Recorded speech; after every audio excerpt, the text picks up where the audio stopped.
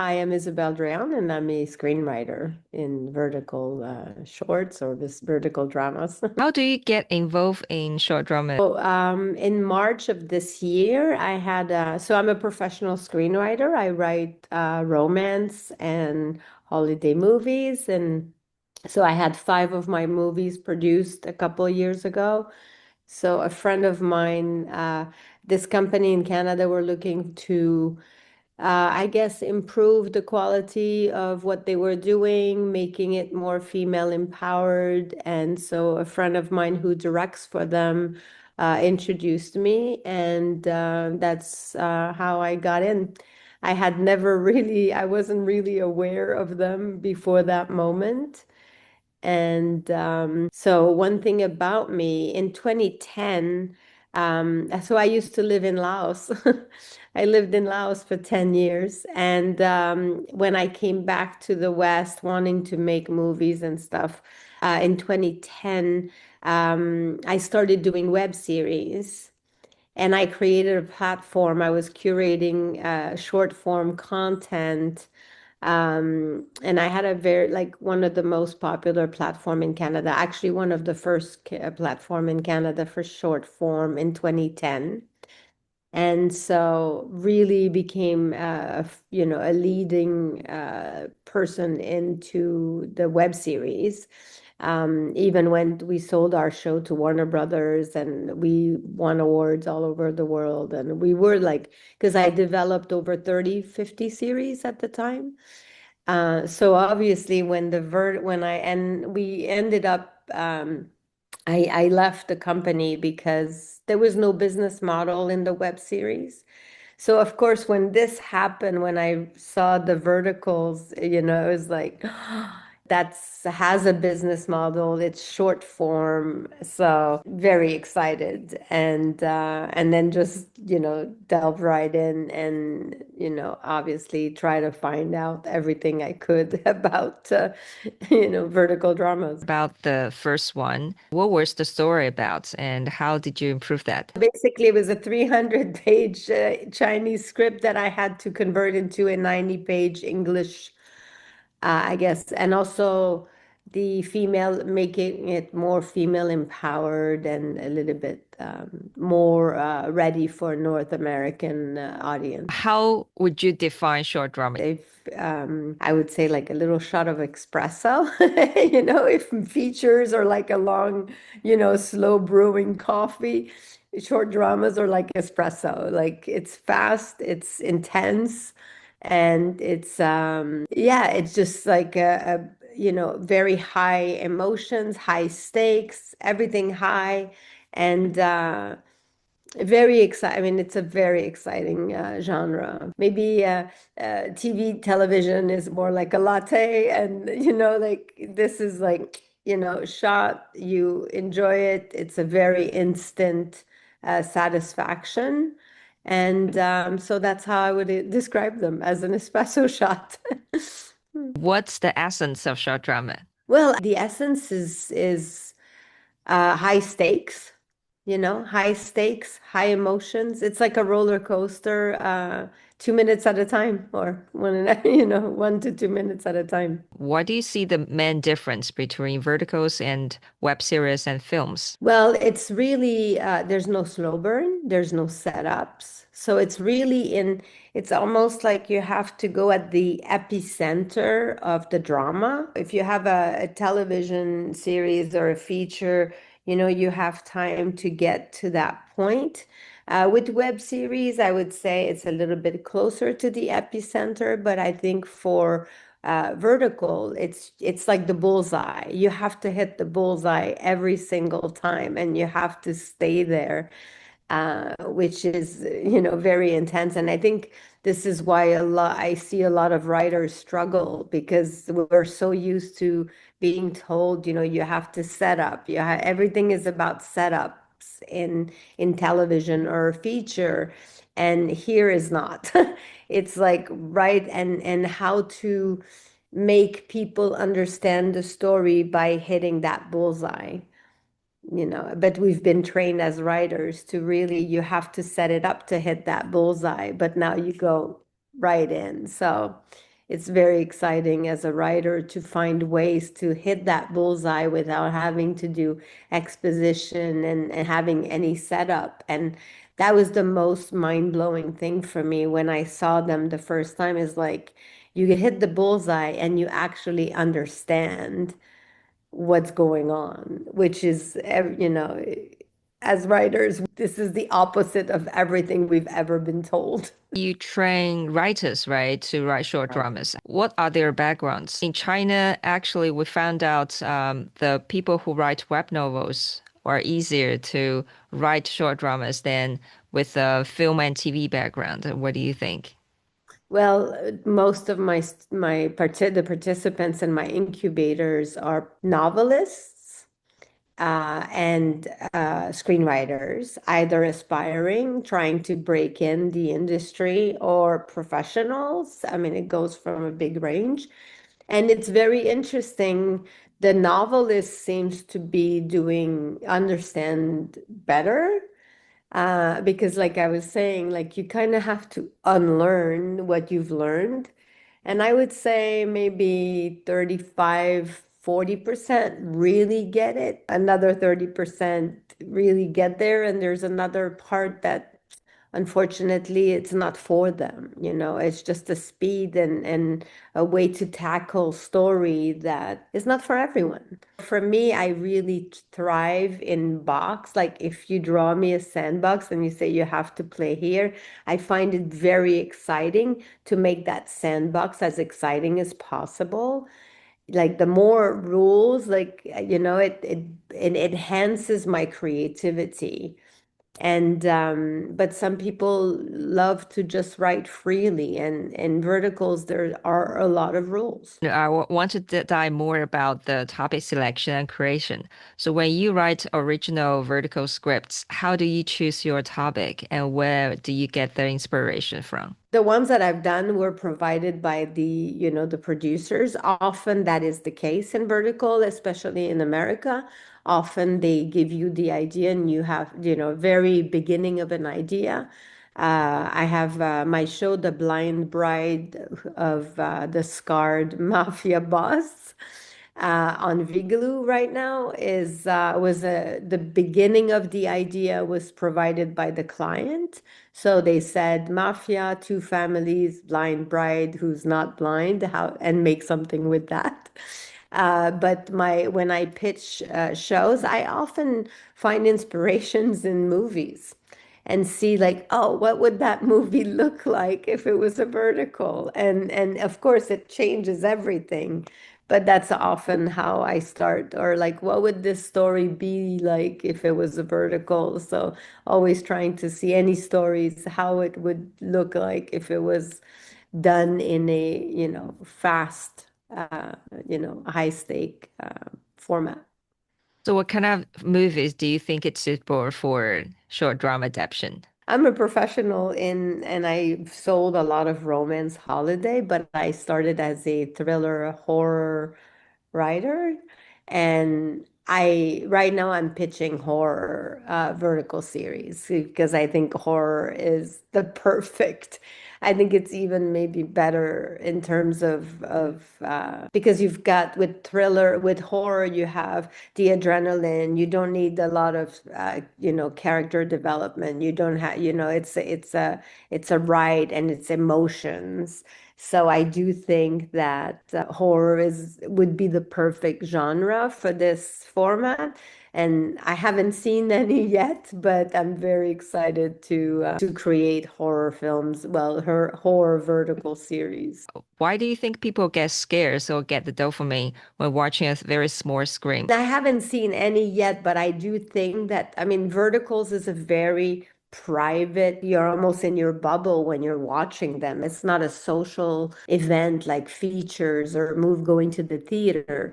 Imagine most people watch it in their bed, in their bed at night, and you're alone and you're watching on your phone. Like alone at home with headphones, you're completely immersed into this universe. So if the writer does his job and like really keep you in that tense situation, I mean, I can't even imagine like how scary that would be. And I've realized I've just watched Weapons. Horror movies are not that scary. I find true crime documentaries more scary sometimes. So I'm excited. I definitely want to explore the horror space in Vertical. How do you design your characters? Yeah, so most characters in verticals are archetypes. So very, stories that through the history of drama, from the Greeks to theater to movies, we have, inherently humans have archetypes of stories.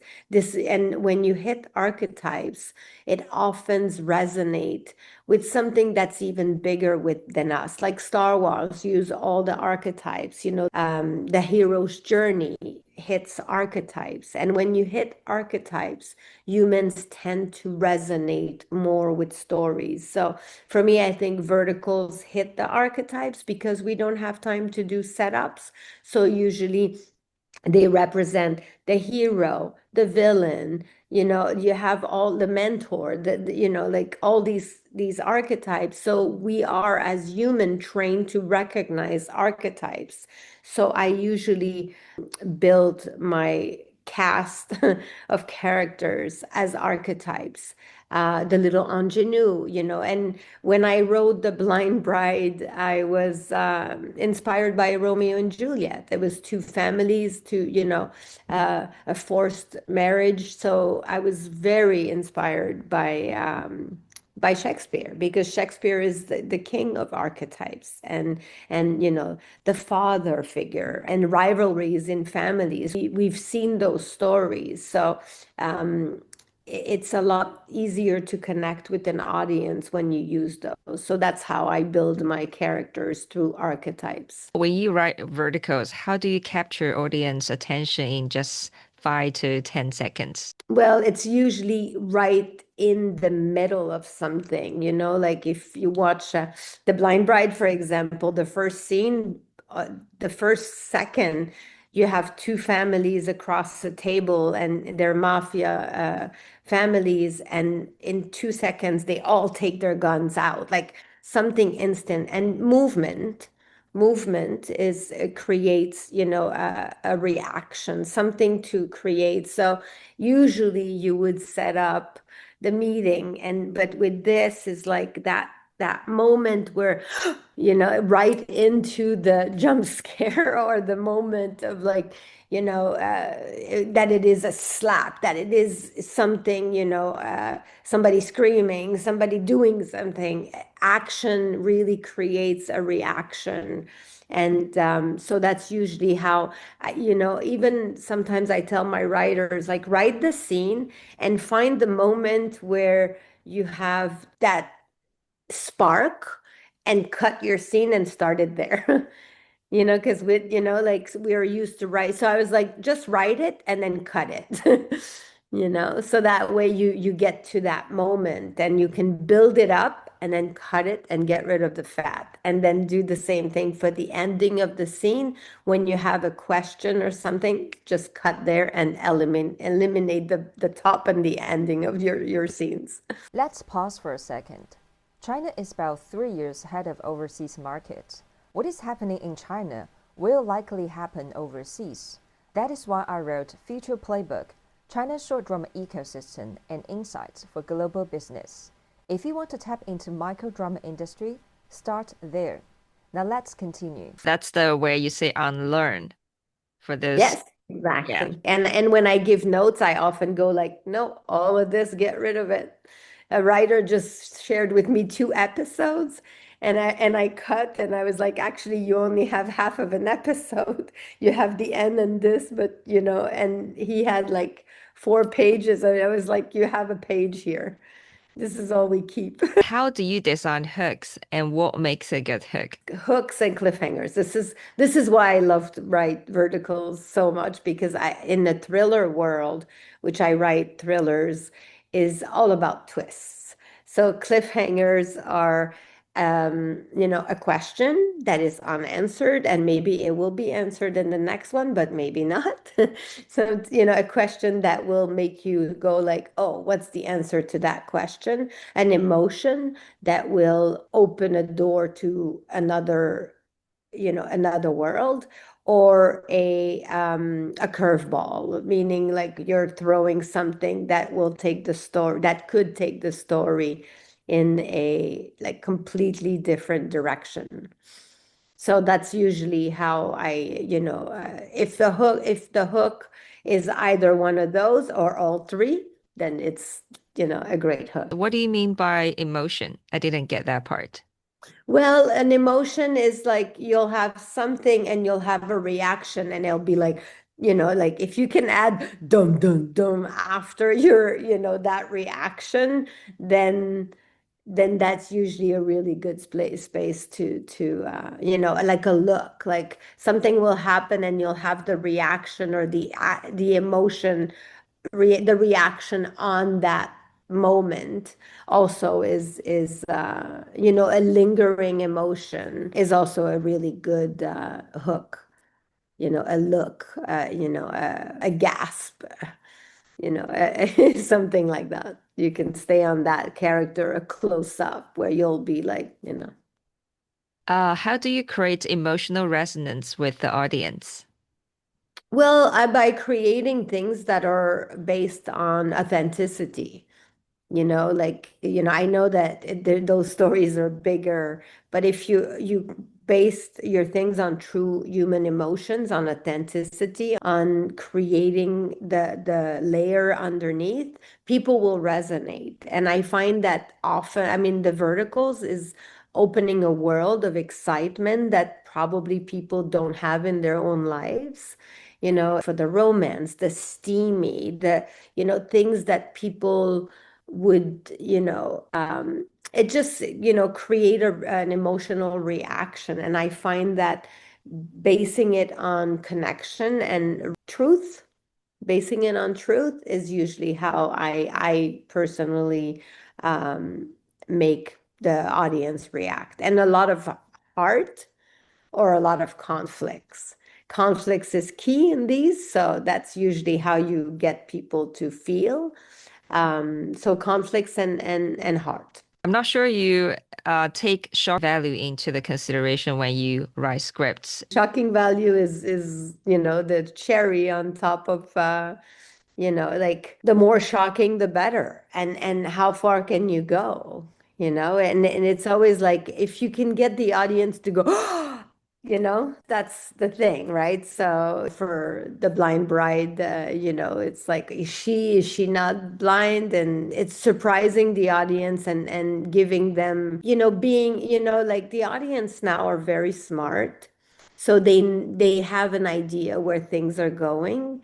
My fun is always to make them think that we're going in one direction and then suddenly like spin it, surprise them. And if you manage to surprise the audience, then that's where it's because they don't get surprise often. A lot of times it's just the same thing over, they're used to having the same thing. But if you can surprise them, then you really get the shock value, and also you hook them for the whole show. Absolutely. In ad buying logic, they will add out some creative ads from the short drama. How do you balance shock value and the creativity? I'm not especially fond of the slaps. I know that the clients often love the slap, and I try to make them in a, feel organic. For me as a writer, I try to write the most compelling, intense stories that I can. And then, of course, what part are they going to use for ads and stuff? That's the client's job. If I do my job right, there will be a lot of these moments, and they usually have, but I don't think about advertising. I think about, telling the most compelling story that will grab the audience. And that's why I have been so successful is that I'm always able to add a lot of heart, and people feel when they read my writing. Like if I write a horror, people feel scared or tense, and keeping people on alert. That's what I do. That's my strength. And so that's all I do. I care. I If I'm in the story and I connect with the character, my mind just comes up with these things, and I don't have to think about ads. I know that they will have plenty of these moments to use. As a woman, do you feel you have certain advantages in short drama industry? If so, what are they? Well, I mean, the audience is mostly women, so women should have an advantage to understand what women want to see. Um, I think it's like also, I realize often in the romance space, men kind of sometimes look a little bit down on it, and women embrace it, like, novels, Harlequin. I mean, there's a lot of industry that are, even Christmas movies. I don't know why the romance and the holiday space are kind of looked down upon when, you know, and the audience love them. They're very popular, and action movies are not looked down. It's like, I don't, like, so we can take advantage of this and just focus on, sometimes it's like finding these little spots of the industry that men maybe look down upon and don't want to get into, and that leaves the space for us.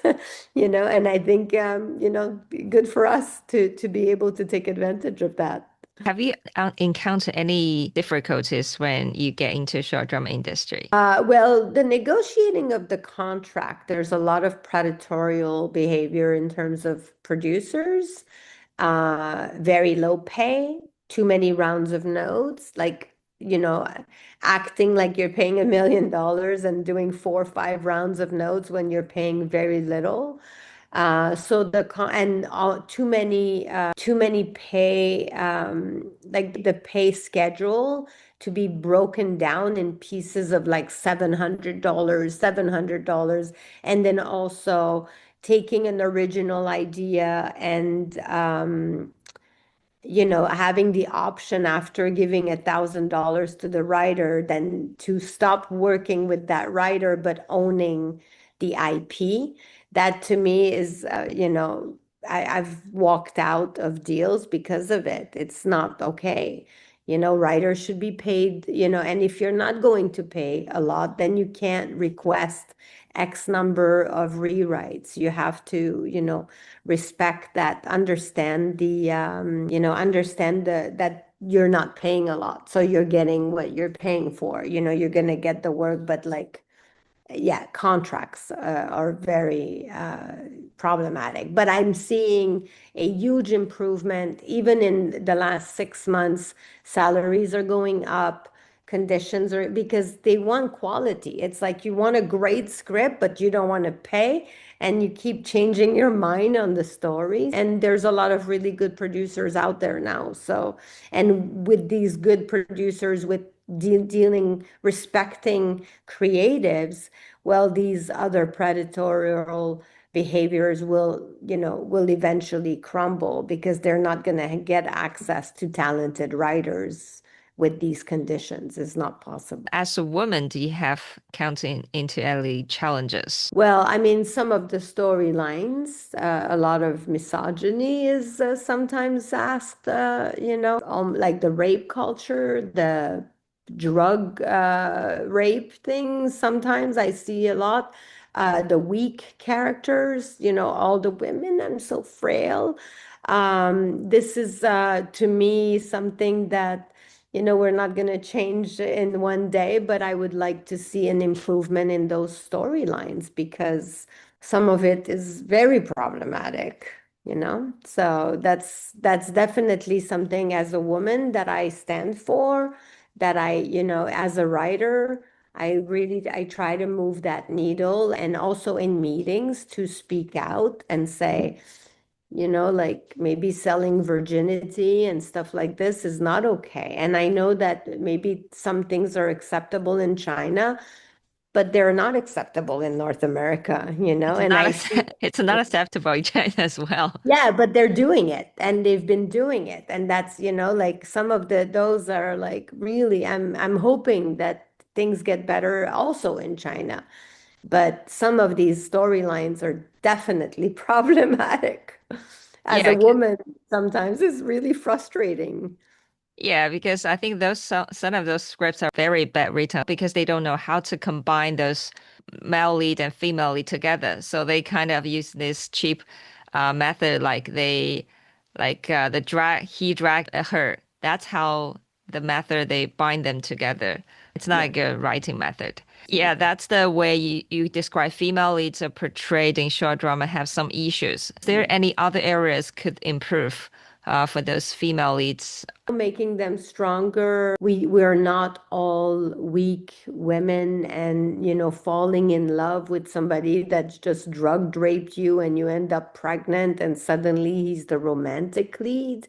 I think the choice of who women pick and I don't know why it resonates with the audience that women have to be weak.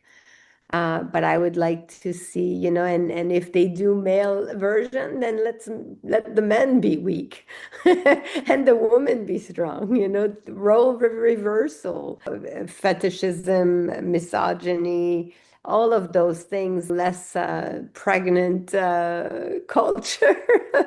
Like almost in every one of them, the woman gets pregnant. We're more than just baby machines. So yeah, I want to see better storylines. It's not because the format is short. Right now, I think that people are associate the short format with the telenovela genre. And television maybe started a lot with the telenovelas, but we've evolved. Prestige television exists. And I believe that we will see a prestige vertical series. And I don't think it's going to take, a decade. I think it's going to come very soon when you have players like Netflix and Disney and Fox. I think we're going to end up having prestige series and we're going to have a whole new audience because right now this audience is very segmented. It's one type of audience, but everybody has a phone. To me, everybody's a potential audience. If you Yeah. were create a female character for a short drama, what kind of woman should she be? Well, definitely strong, flawed. Of course, this is the base of every interesting character, flawed but strong. And as long as there's a huge arc, like they end up somewhere they didn't expect. But I definitely want to see, yes, women kicking ass.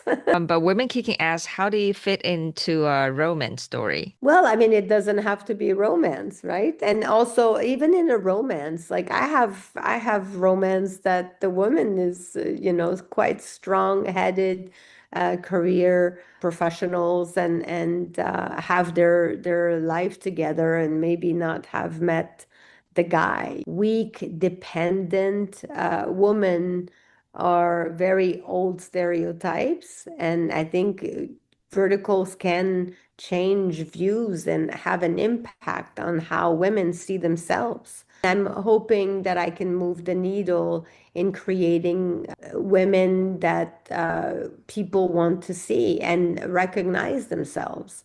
Also diversity, right? I mean, there are a lot of Asian, series, but in Asian series, everybody's Asian, and in the North American ones, most of everyone is white.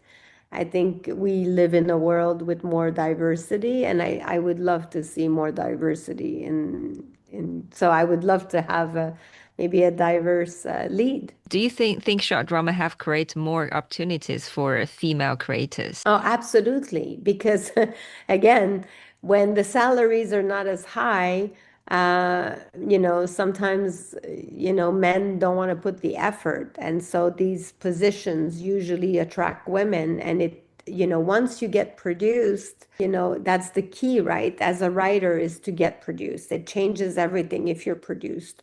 So verticals happen the production cycle is very short. Like, for example, romance and holiday movies the cycle is 1 year from the green light to the release, which is very fast in this industry. And verticals have now taken that 1 year cycle to 3 month cycle.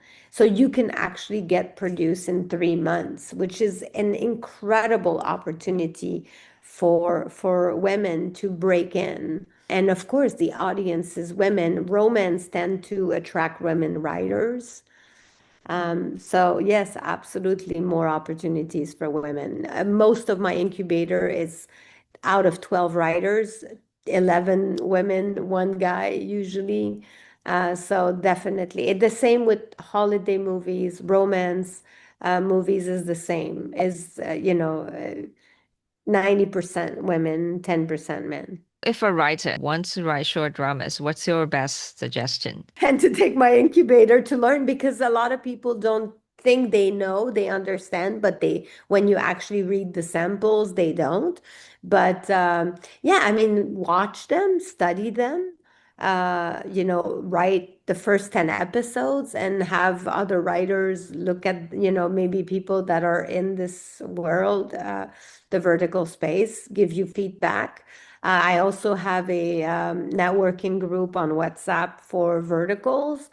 So we are almost 200 people in there now, and some people have joined, like between directors and writers, and created, proof of concept. I think if you're a writer and you want to get into it, match with the director and shoot, the first 10 and show you what you can do. I have one of my writers who did that, and she's working right now. What do you Yeah. see the future of short drama is? For the vertical space is a format that will stay the way that, we had radio plays, right? And then we had television, and then we had, and of course features.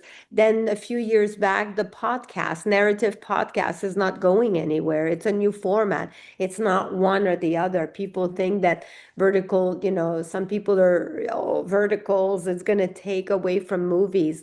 I don't think so. I think it's just a different thing. And it's just an opportunity for writers and directors and producers to create in a different space, and maybe have, right now, there's more productions about vertical in LA than anything else. And it's allowing people to pay their bills. So I do think that we are going to have the same as television, telenovelas all the way to prestige. I think there's going to be new business models. I think there's going to be thousands of apps, and hundreds will fail, and maybe we'll end up with 10 big ones. And you'll have people that will become big names in this space. There's already stars actors and, famous, actors that are becoming famous in this space that nobody's ever heard of. And it will be the same for showrunners, for writers, for directors. And it will be a segmented part of our industry. But it's a great space, and it's for people to be able to get their stuff made, because the budgets are much lower.